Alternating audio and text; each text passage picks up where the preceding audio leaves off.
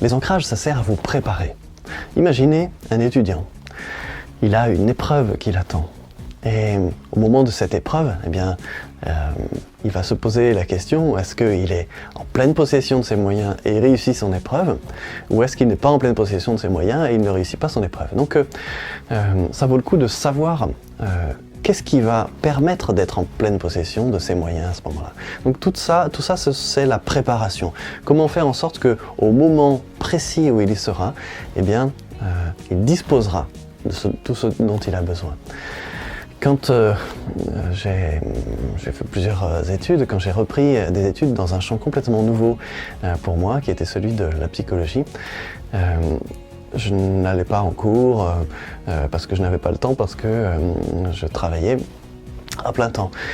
Et néanmoins, eh bien, j'avais envie de réussir mes examens. Et donc, qu'est-ce que j'ai fait à ce moment-là pour réussir les examens? Ça a marché, mais je raconte ça dans une autre vidéo, donc je passe vite tout de suite, mais ça a très bien marché. Qu'est-ce que j'ai fait pour que ça marche très bien?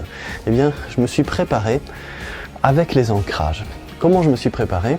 Ça va vous donner des idées, c'est pas tellement mon histoire qui est importante, c'est quelles idées ça peut vous donner.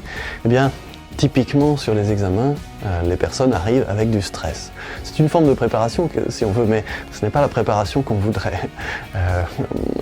Donc on peut faire des préparations beaucoup plus efficaces que ça, beaucoup plus productives, beaucoup plus constructives que ça. Donc moi je me suis préparé en désactivant le stress. Je n'avais pas besoin de ce stress. Il y avait des centaines d'étudiants qui allaient passer ces examens et ça sentait le stress dans les couloirs, dans les amphis, sur les allées qui menaient à ces endroits où on allait passer l'examen. Donc je me suis désactivé le stress. Voilà. Les ancrages, ça sert aussi à désactiver des ressentis dont on ne veut plus. Donc j'ai désactivé le stress. Ce stress n'allait pas me servir à quoi que ce soit.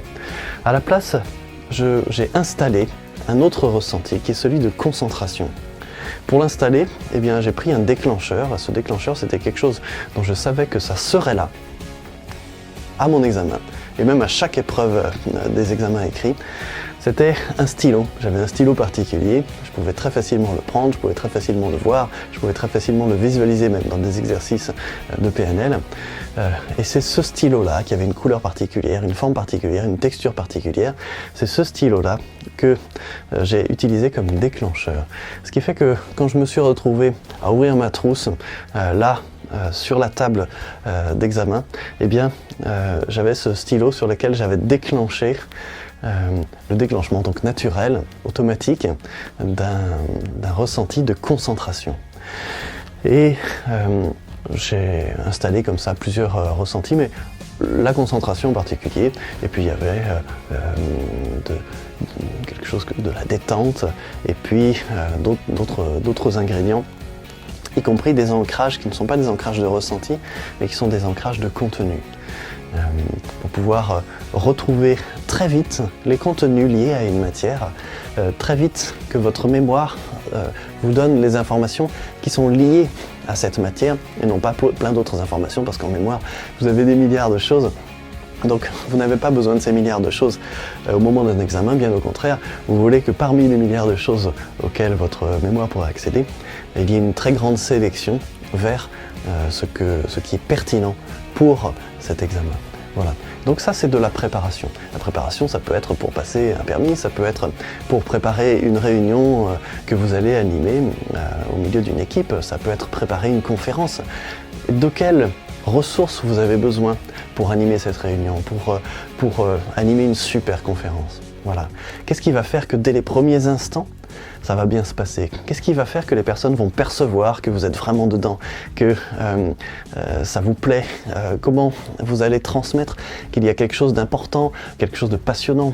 Comment vous allez être bien disponible pour les personnes qui sont là, dans cette réunion, dans cette conférence? Voilà. Eh bien, vous allez choisir vous-même les ressources, vous allez choisir vous-même ce que vous voulez qui se déclenchent naturellement. Ce sont des choses naturelles, ce sont des ressources que vous avez, des connaissances, des ressentis, des attitudes, et vous souhaitez que ces ressources-là se déclenchent naturellement. Voilà, vous allez les choisir, vous allez trouver comment, avec la technique d'ancrage, vous pouvez faire en sorte que ça se déclenche tout seul.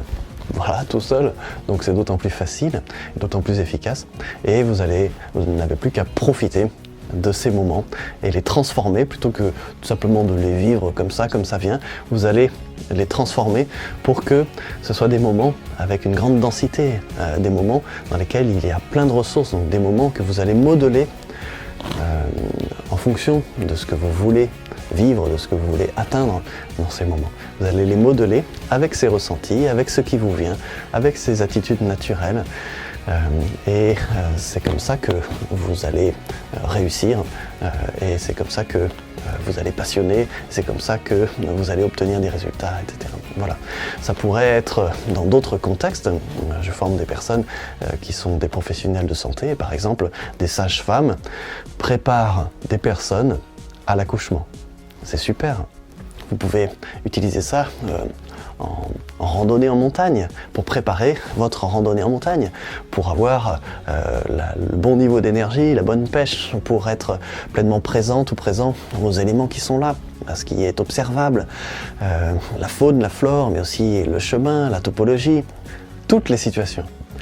Et les modeler parce que vous ne faites pas que vous sentir bien. En fonction du ressenti dans lequel vous êtes, en fonction de ce qui vous vient comme attitude, comme information, comme comportement, d'une manière naturelle, eh bien, tout cela va vous porter, tout cela va changer les interactions, tout ça va changer ce que vous faites, ce que vous vivez dans la situation. Et comme c'est ce que vous y amenez, ce que vous voulez y amener, qui va se déclencher automatiquement, eh bien, ça va transformer n'importe quelle situation. Toute situation qui est importante pour vous, vous pouvez la transformer de cette manière. Donc, vous la modelez, vous l'orientez dans une direction qui a du sens pour vous, dans une direction qui va apporter les résultats que vous attendez. Vous allez donc modeler les situations en fonction de ce que vous voulez vivre dans cette situation. Toutes les situations que vous voulez. Commencez par celles qui sont peut-être les plus importantes pour vous, ou celles qui sont les plus fréquentes pour vous. Et puis, regardez tous les autres contextes dans lesquels vous pourrez améliorer les choses, dans lesquels des nouvelles belles choses pourront vous arriver, si vous déclenchez telle et telle et telle nouvelle ressource. Il vous suffit d'y penser, d'utiliser les techniques d'ancrage, et c'est parti. Voilà, c'est aussi ça, les techniques d'ancrage.